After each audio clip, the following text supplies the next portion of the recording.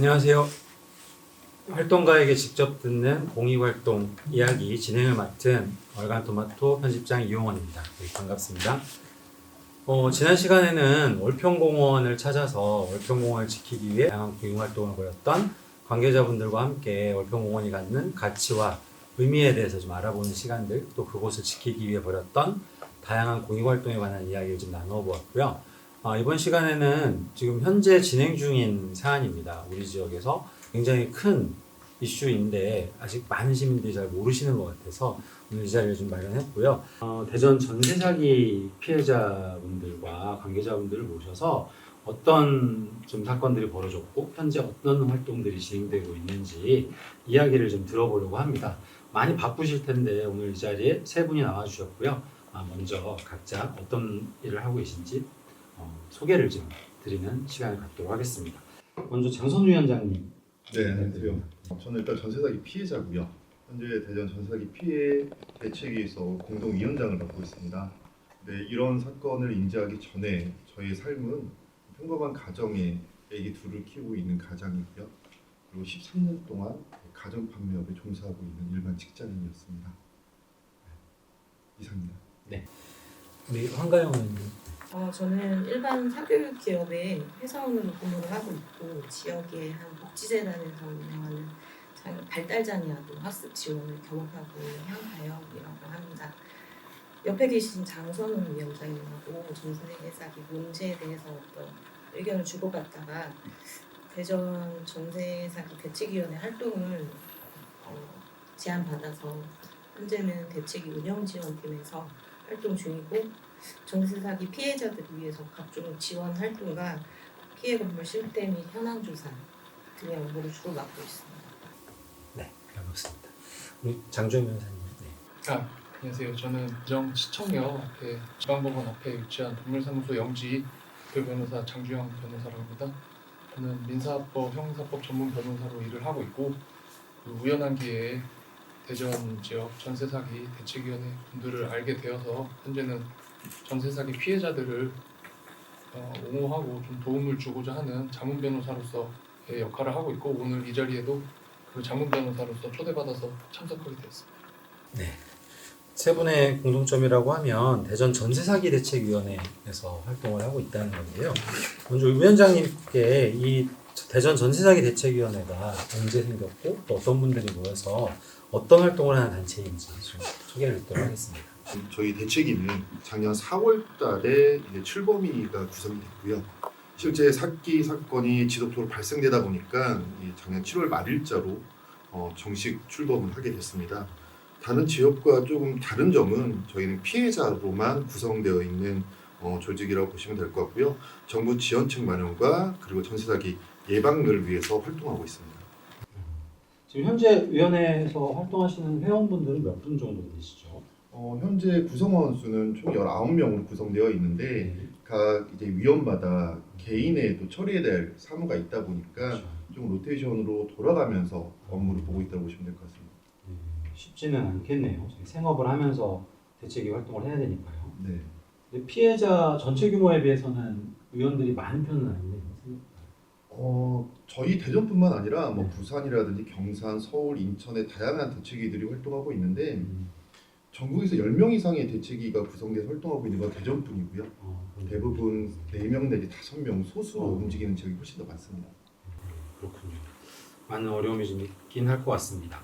이 전세 사기 문제가 비단 대전만이 아니라 뭐 전국적으로 발생한 문제였기도 하고 또 대전도 그 여러 피해 지역 중에 한 곳인데 대전에서 벌어진 이 전세 사기 피해 상황을 좀 간략하게 정리해서 한번 듣고 싶은데요. 이거 한가영 의원님 말씀 좀 해주실까요?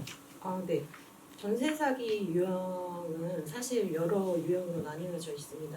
그 중에서 대전은 전체 피해 유형 중에 95% 넘는 비율이 다가구 주택이고 현재 피해자의 수가 약 2,500명이 넘고 피해 건물의 수도 260채가 넘습니다. 그래서 특히나 대전의 다가구의 피해가 많을 수밖에 없는 이유는 대전 전체 건물의 33%가 다가구이기 때문인 것도 있습니다.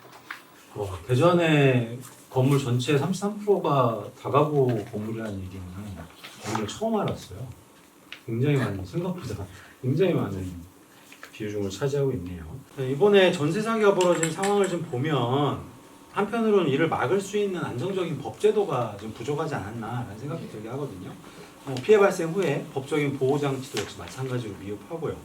법적으로는 어떤 점이 좀 있었는지 설명 좀 해주시겠어요? 일단은 계약을 체결할 때 임대인이 있고 임차인이 있고 이제 중개사가 있는데 임차인 같은 경우에는 현실적으로 물론 그 건물에 등기부등본을 뗄 수 있지만 등기부등본을 떼면은 그 금융기관의 대출 채무가 얼마인지 정확한 금액까지도 알 수 없고 대강의 채권 채고액 정도만 알 수 있습니다. 그리고 그 외에 선순위 보증금이 얼마 있는지 몇 세대가 지금 전입해 있는지 이런 부분은 전혀 알 수가 없는데요. 그렇기 때문에 중개인이 그 중개를 하는 과정에서 중개대상물 사실 확인 설명서라는 문서를 하나 작성을 하는데 원칙적으로는 그 문서에 선순위 보증금이 정확히 얼마가 있는지 기재되어야 되고 또 임대인은 정확히 그 부분이 정확히 얼마인지를 고지할 의무가 있는데 이 전세 사기의 경우에는 일단 먼저 임대인들이 무조건 임차인과 계약을 체결을 하기 위해서 이러한 부분을 전혀 제대로 고지를 하지 않고 있는 상황입니다. 그렇기 때문에 꼭 알려야 되는 사항을 알리지 않아서 사기죄가 성립하는 경우가 있고요. 그 중개인들 또한 확실히 이 부분을 확인해서 고지를 임차인들에게 해야 되는데 문제는 중개인들은 단순히 뭐 전화 내지는 구두로 그냥 임대인들한테 들은 바만 기재를 하기 때문에 사실 그 부분이 실제로 정확한 금액인지 아닌지 확인조차 하지 않습니다. 네, 이러한 부분이 매우 임차인들에게 약점으로 작용해서 결국 이렇게까지 피해가 발생한 경우도 있었고요. 실제로 임차인분들께서 선순위 보증금과 대출 금액, 즉 금융기관 채무를 정확히 비교를 해서 이게 너무 과다했다면은 이 건물에 대해서 계약을 체결하지 않았을 경우가 대부분인데 이러한 사정을 전혀 몰랐기 때문에 계약을 체결해서 결국 피해를 입은 부분이 있고요. 그렇기 때문에 법적으로 반드시 이런 정확한 선순위 보증금, 그 금융기관 채무 등을 확인할 수 있는 좀 법안들이 마련돼야 된다고 생각을 합니다. 정확하게 고지하지 않는 공인중개사에 대한 네. 법적 처벌 규정은 없나요? 공인중개사법에 고지 의무가 있다라고만 기재되어 있지 일례로 그 피해자분들께서 임대인과 공인중개사가 공모를 해서 기망을 했다, 소위 말하는 사기 행위를 벌였다라고 고소를 한 경우에 사실 임대사들은 임대인이 알려주는 대로 우리는 작성을 했다라고 항변을 하면서 결국 처벌을 안 받는 경우가 대부분이었고요. 결국은 임대인만 처벌을 받는 경우가 대부분이어서 현실적으로 공인중개사들을 처벌할 수 있는 부분은 거의 없다고 보셔도 과언이 아니죠. 근데 임차인 입장에서는 다양한 어떤 문제들의 발생을 막기 위해서 전문가 집단이라고 하는 공인중개사에게 수수료를 지급하고 이 일에 대행을 맡기는 부분이 좀 있는데 좀 안타까운 부분이 좀 있네요.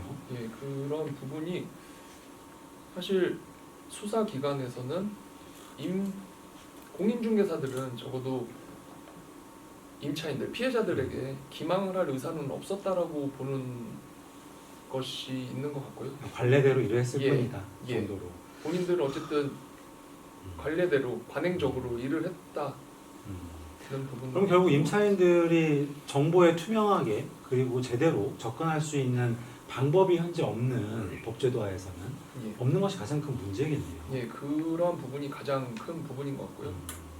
그 임차인들이 이러한 사실을 제대로 알았다면은 당연히 추후 보증금을 돌려받을 수 있을까라는 의문을 품게 되었을 것이고, 그래서 계약을 안 했고 차라리 다른 또 집을 알아보거나 했을 가능성이 합리적인 자기 선택권이 늘어나는 거잖아요. 예. 계약을 할지 말지에 대한. 결국 이러한 사태의 가장 큰 원인 중에 하나는 정보 부족으로 인한 부분이 좀 큰 것 같습니다.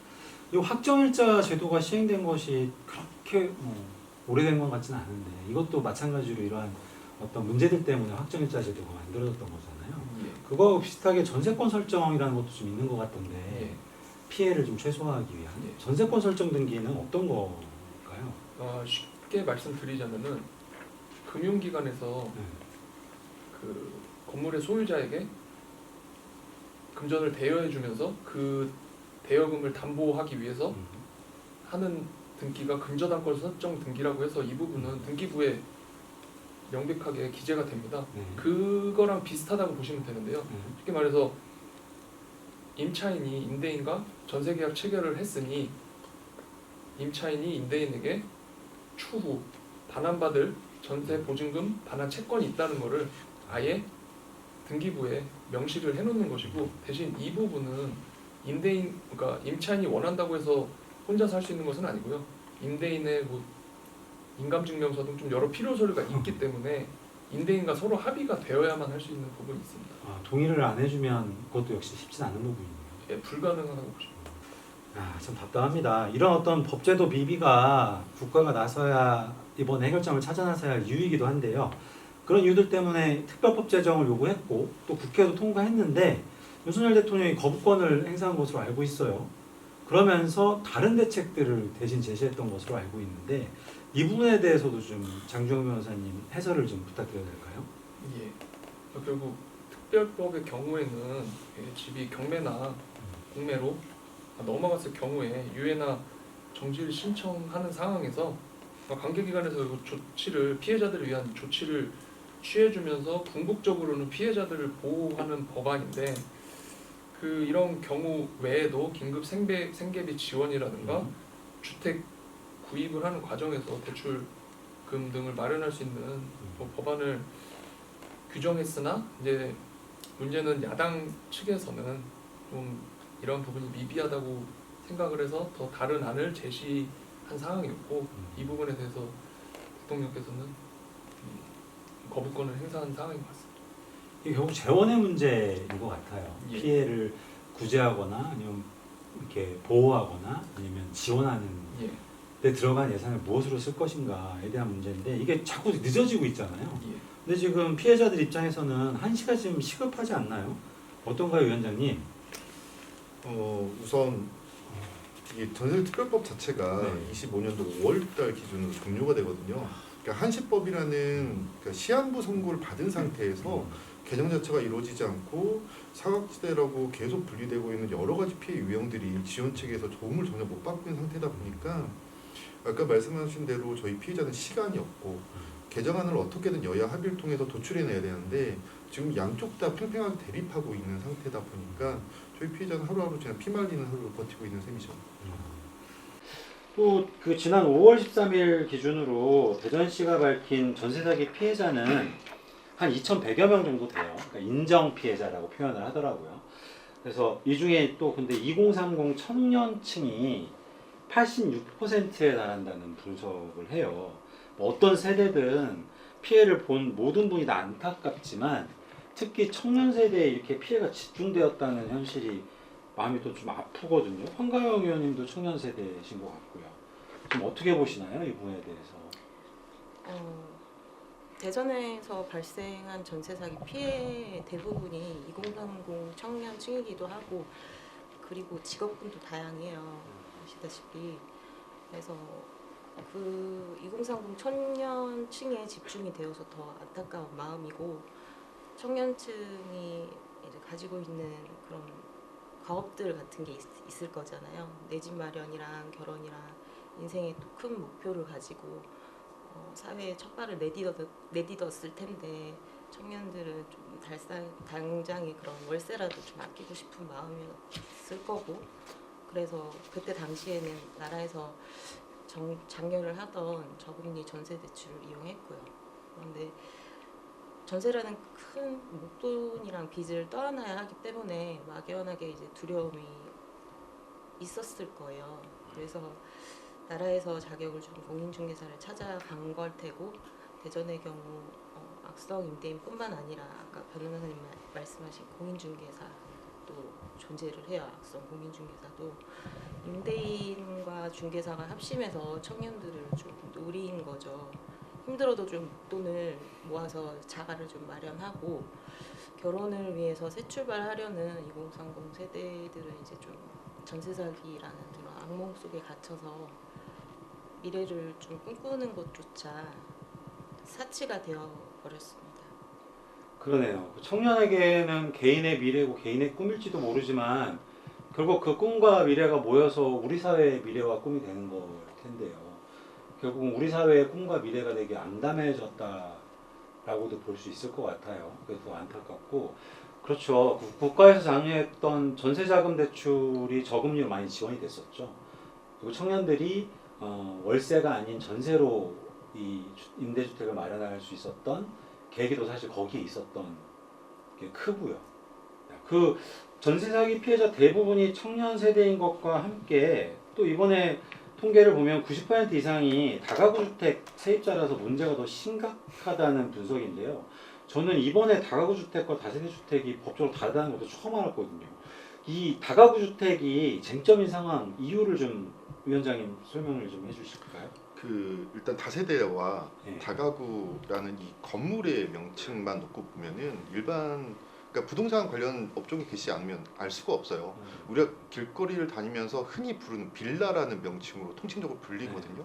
근데 다세대는 그 세대마다 개별 등기가 되어 있다 보니까 다 집주인이 다를 수가 있고, 그렇죠. 근데 다가구 같은 경우는 1주택에 19명의 임차인까지 임차 계약을 맺을 수 있는 구조다 보니까 집주인 한 명에 19명까지 피해자가 발생될 수 있는 거죠. 근데 이번 이 전세 사기상 이 다가구가 이 사각지대로 불려왔고 대전의 큰 쟁점으로 지금 뭐 계속 불리우고 있는 이유는 이 한 개의 주택에 19명까지 임차 계약을 맺다 보니 이 피해 임차인 간에도 앞선 순위가 있고 후순위가 발생이 돼요. 대부분의 피해 건물은 은행사의 근저당이 가장 우선 이제 배당 권리자가 되고, 나머지 피해자들 19명 내지 10명가량의 피해자들은 그 계약 순위에 따라서 또 권리 이해관계가 달라집니다. 확정일자 순서에 따라서. 그렇죠. 근데 이런 권리 이해관계가 다 다르다 보니까 임차인들 간의 분쟁이 또 발생될 수도 있는 부분이 있고, 그러니까 순위가 빠르신 분들은 경매가 빨리 끝나서 자기가 배당을 받고 빨리 퇴거하면 좋은데, 끝에 순위에 계신 분들이란 경우에는 어떻게든 경매가 최대한 유찰되고 지연이 되어야지만 나의 강제 퇴거 기간을 늘릴 수가 있는 거거든요.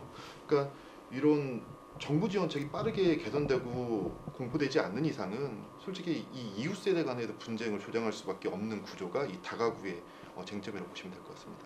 참 슬픈 상황이에요. 똑같은 피해자인데 또 거기서 이해관계 차이 때문에 심정적 아니면 감정적 갈등이 생길 수 있는 이 상황이라는 게 참 안타까운 부분인데, 이런 다가구 주택 전세 사기 피해자들을 위해서 좀 시급하게 필요한 대책은 뭐라고 생각하시나요, 위원장님? 제가 방금 전에 말씀드린 것처럼 네. 다가구 주택 같은 경우에는 이제 앞선 순위의 피해 임차인이 있고 후순위 임차인들이 있는데, 이들의 이해관계를 좀 해소할 수 있는 분쟁 요인 자체를 없앨 수 있는 대책이 필요하고, 최근에 정부에서 새로운 정부안으로 발표를 했었던 경매 최악에 대한 안분안이 지금 정부에서 논의가 되고 있는 상태예요. 근데 이게 저희 다가구 피해자들에 대한 근본적인 대책에 좀 접근한 방안이라고는 생각하고 있지만, 그럼에도 불구하고 경매 차익이 발생되지 않은 건물의 경우에는 진짜 단 한 푼도 변제받지 못하고 퇴거하거나 아니면 공공임대로 계속 그 피해 건물에 10년간 무상 거주를 할 수밖에 없게 되거든요. 근데 어떤 피해자도 피해 건물에 지속 거주하고 싶어 하시는 분들은 없어요. 일생일대의 트라우마를 겪고 있는 상태이기 때문에 결국에는 이 안분 배당 금액을 단 한 푼도 못 가져가게 되는 이 피해자들한테는 적어도 최소한의 공적 자금을 투입해서라도 빨리 이 사건의 종결점을 맞게끔 해줘야 되는 게 필요한 거죠. 맞아요. 그 정부에서 전세 사기가 피해 발생했던 초기에 그건 뭐 사인 간의 거래니까 우리가 나설 건 아니잖아. 필요하면 법에 호소하면 될 문제야 정도의 태도였던 것 같아요. 하지만 이게 꼭 그렇게 볼 문제는 아닌 것 같고, 좀 말씀하셨듯이 다양한 법적 어떤 허점이나 이런 것들로 인해 벌어진 문제라고 볼 수 있을 것 같고요. 그래서 대책위도 이번 전세 사기 사건을 사회적 재난이라고 규정을 하셨고, 딱 어울리는 표현인 것 같아요. 사회적 재난이라는 말이.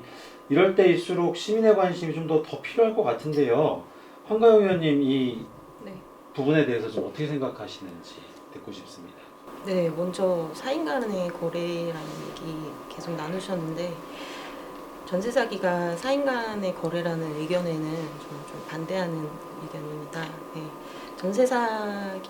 전세 제도라는 것 자체가 나라에서 만들고 동의한 정책이자 제도이기 때문에 아까도 말씀드렸다시피 우리가 사임 간의 거래가 아닌 공인중개사라는 공적인 일에 종사하는 사람을 통해서 계약을 맺었기 때문이에요.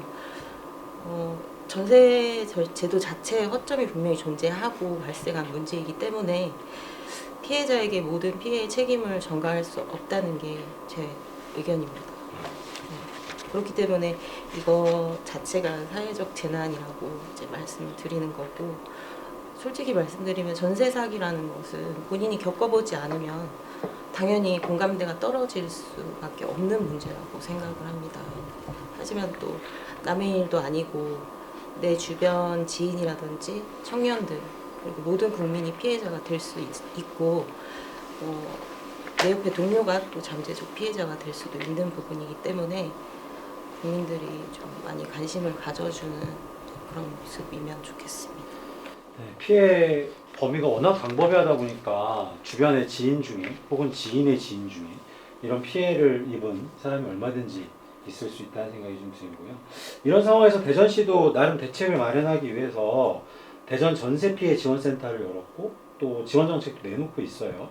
그래서 주거 안정지원금으로 가구원 수에 따라서 뭐 최대 100만 원, 그리고 공공 임대주택 입주 시에 이사 비용 최대 100만 원, 또 피해주택에서 민간주택으로 이사할 경우 월세를 최대 480만 원까지 지원하는 내용을 지난달에 좀 발표를 했는데요.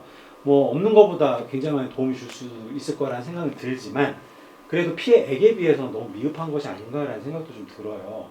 뭐 이것 이외에 대전시가 우리 지역 피해자를 위해서 우선 당장 시행할 수 있는 지원 대책이 무엇이 좀 있을까요?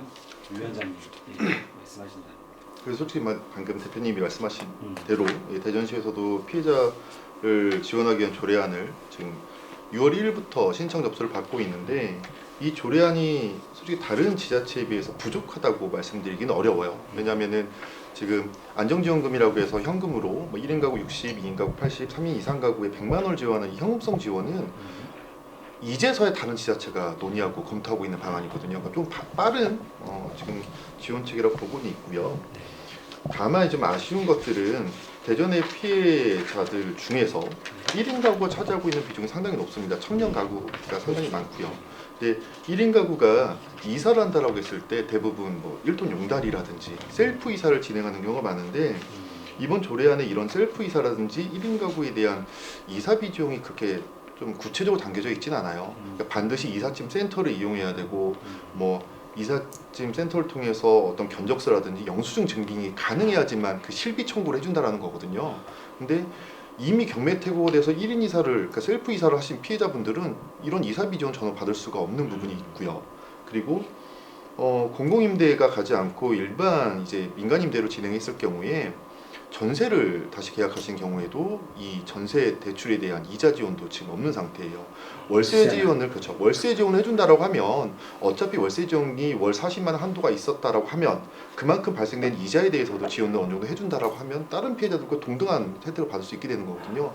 근데 조례안이 발표되기 이전에 이미 퇴거해서 전세 계약을 했던 피해자들은 지원 혜택을 받을 수 없게 되는 거죠. 그 지자체별로 시행하고 있는 소상공인 지원 대책이나 이런 것들을 보면 이자율에 대한 지원 정책이 되게 많잖아요. 그것처럼 차라리 이 만들어질 수 있는 비용, 재정을 가지고 이자에 대한 2차 보전 정도가 더 실효성이 좀 있을 수도 있겠다는 생각이 네, 지금 유사한 생각인 것 같습니다. 또 이번 전세자에 관련한 특별법이 여하튼 22대 국회에서 다시 손보고 또 재상정해야 될 것 같은데요. 재상정할 특별법에서 꼭 고치거나 보완해야 될 내용은 어떤 것이 있을까요? 장주현 변호사님은 어떤 생각을 좀 하시는지.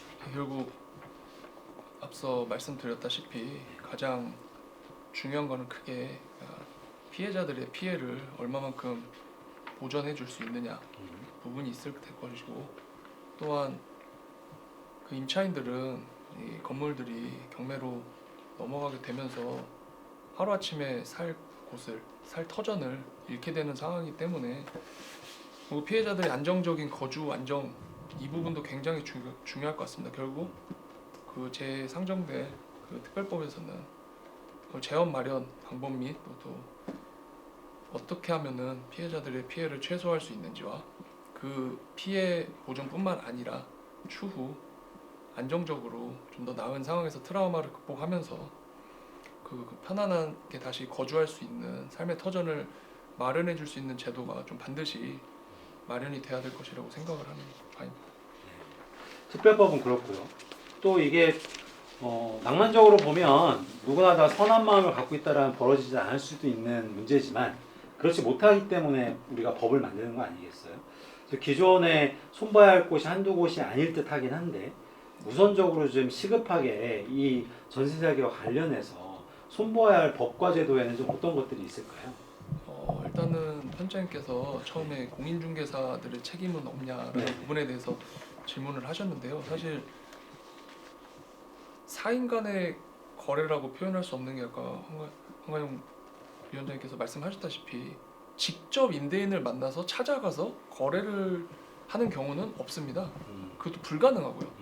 모든 집을 구하는 과정에서 매물이라고 하죠. 그 부동산을 볼 때는 직접 임대인과 만날 수 있는 방법은 없고요. 항상 부동산을 통해서 임대인과 접촉을 하고 계약을 체결하기 때문에 결국 이러한 부분은 어느 정도 우리나라 임대차 법원 내지 민법상에서 마련한 법 제도 틀에서 발생한 계약이기 때문에 당연히 법 부분이 좀 보완이 돼야 될 것 같은데요. 제가 생각하는 부분은 좀 공인중개사의 책임을 좀 더 명백하게 규정하는 부분이 좀 필요할 것 같습니다. 공인중개사라는 게 앞에 국가가 빠져 있는 거죠. 국가가 공인한 중개사 아니에요? 예, 제 생각은 그렇습니다. 그래서 특히 이 부분은 누구나 될 수 있는 것은 아니고요. 공인중개사분들도 열심히 공부를 하셔서 네. 국가에서 국가에서 진행하고 있는 시험에 합격하신 분들이 그렇죠. 자격증을 부여받는 것인데 이러한 부분에 있어서 단순히 좀 임대인이 알려준 대로 선순위 보증금을 기재한 것이 했다는 이유만으로 책임을 좀 피한다는 부분은 좀 납득하기 어려운 부분이 있고요. 너무 가볍게. 예. 그래서 이러한 부분에 있어서 좀 더 꼭 비단 공인중개사뿐만 아니라 임대인 또한 명백하게 이러한 선순위 보증금 등의 정보를 제공하지 않았을 경우, 고지하지 않았을 경우에는 좀 강력한 제재가 필요할 것 같고요. 그리고 현실적으로 금융기관에 채무가 얼마 있는지 알아볼 수 있는 방법도 없습니다. 이러한 부분에 있어서 건물에 계약 당시에 실제 채무가 어느 정도인지 좀 알 수 있는 공시된 자료도 좀 확인할 수 있는 부분이 필요할 것 같고 또한 이 임대인이 현재 세금을 체납하고 있다면은 금액이 어느 정도인지 이런 부분도 확인할 수 있는 방안이 좀 마련되어야 하지 않을까라는 생각을 또 하게 됩니다. 이게 뭐 나중에는 결국 개인정보보호와 상충되는 부분들에 대한 예. 민감한 논쟁이 좀 벌어져야 할 부분일 것 같기는 물론 합니다. 하지만 그 안에서 직접적인 어떤 피해 사례들이 이렇게 대규모로 예. 벌어진 상황이라면 이에 대한 어떤 이해충돌 문제, 그 개인정보보호와 관련한 이해충돌 문제는 충분한 어떤 제도 개선 방안들을 찾을 수 있지 않을까라는 생각이 예, 또 사실 드는데요. 지금 특별법 부분이 피해자들을 피해 입은 사람들의 피해를 최소화하고 보전하는 부분에 당연히 주로 포커스가 맞춰져 있고 또 그게 맞다고 생각은 드는데 앞으로 네. 이러한 일이 또다시 발생하지 않기 위해서는 뭐 피해자분들을 보호하는 부분이 당연히 마련된과 동시에 좀 규제 방안이나 좀 이러한 일이 다시 발생했을 때 그 임대인이나 다른 여타의 계약 관계 관련자들을 좀 제재할 수 있는 방안도 마련돼야 되지 않을까라는 생각을 합니다. 논의할 사안들이 굉장히 광범위하고 많을 것 같은데요. 이거 국회에서만 논의하지 말고 이번에 피해를 입으신 피해자분들과 다양한 분야의 전문가들이 함께 모여서 사회적으로 머리를 맞대어야 할 부분이 아닌가라는 생각이 들긴 합니다. 짧은 시간 안에 이 모든 쟁점을 이야기할 수 있을 만큼 단순한 문제는 분명 아니라는 생각이 듭니다. 그래서 더 많이 힘드셨을 거라는 생각이 좀 드는데요. 마지막으로 꼭 해야 할 말씀이 좀 있으시다면 한 말씀씩 해주시면서 마무리를 좀 하고 싶습니다. 그리고 황가영 의원님 혹시 먼저 마지막으로. 네. 지금 현재 이 시점에서도 전세 사기 피해자는 계속 발생을 하고 있고 또 피해자분들의 제보도 많이 늘고 있어서 다시금 이런 사회적 문제가 좀 발생하지 않도록 저희 대전 전세 사기 대책위에서 재발 방지하고 또 예방의 노력을 많이 해보겠습니다. 네. 전세 사기가 아까도 말씀드렸지만 내일이 아니라 판단하거나 피해자분들의 과실 및 정보 부족이라 생각지 마시고 사회적 문제로서 관심을 많이 가져주셨으면 하는 바람이고요. 향후 내가 아니더라도 내 자녀 그리고 같은 일로 고통받을 수 있다고 생각합니다. 그리고 마지막으로 전세 사기 피해에 대해서 여러분들의 많은 관심 그리고 응원 부탁드렸으면 해요. 그렇죠. 지금 이게 다른 사건들처럼 사건이 끝난 게 아니죠. 오늘도 그리고 내일도 새로운 피해자가 계속 나올 수 있는 상황이라는 주의 환기를 좀 시켜주셨고요. 그만큼 시민들의 관심이 필요하다는 말씀이었습니다. 우리 장주현 변호사님은 또 어떤 마지막으로 좀 하신다면 어떤 말씀 해주시고 싶으신가요? 예, 그 전세 사기 피해자분들과 상담을 하고 자문을 하는 과정에서 정말 많이 힘들어하시는 모습을 봤었는데요. 네. 일단 먼저 그분들이 이 어려운 상황을 최대한 극복할 수 있는 방안이 좀 잘 마련되었으면 하는 바람이고요.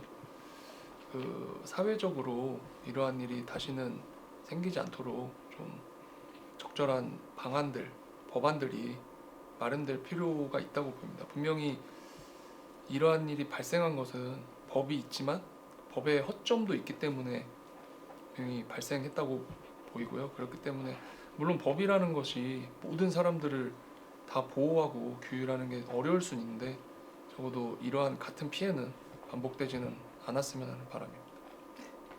전선윤 위원장님 말씀드리겠습니다. 그 앞서 두 분께서 말씀하신 것처럼 이 정부 여야 그리고 피해자가 아닌 모든 국민들께 드리고 싶은 말은 이 전세 사기라는 재난이 발생되면서 우리는 마치 이제 외양간에서 소를 도둑맞은 꼴이 돼버린 거거든요. 근데 소를 다시 채워넣기 위해서 솥값을 어떻게 쓸지를 고민하는 것보다 그만큼 외양간을 먼저 고쳐야 될 노력의 의지를 보여야 되는데 세금 문제를 갖고 여야가 대립하고 뭐 개정안이 통과되느니 마느니 이런 것도 물론 중요한 이유일 수 있어요. 근데 피해자가 당장 살아남고 다음 예방책과 대응책을 마련할 때까지는 분명 기본적인 지원책은 있어야 되거든요. 근데 이걸 단순하게 혈세 낭비라고 판단해 주지 않으셨으면 좋겠고 저도 아이를 키우고 있는 아빠로서 제 아이가 10년 뒤에 자취방을 구하든 전셋집을 구하든 무언가를 할 때 이 전세 사기가 대한민국에서 없어져야지만 되지 않겠습니까?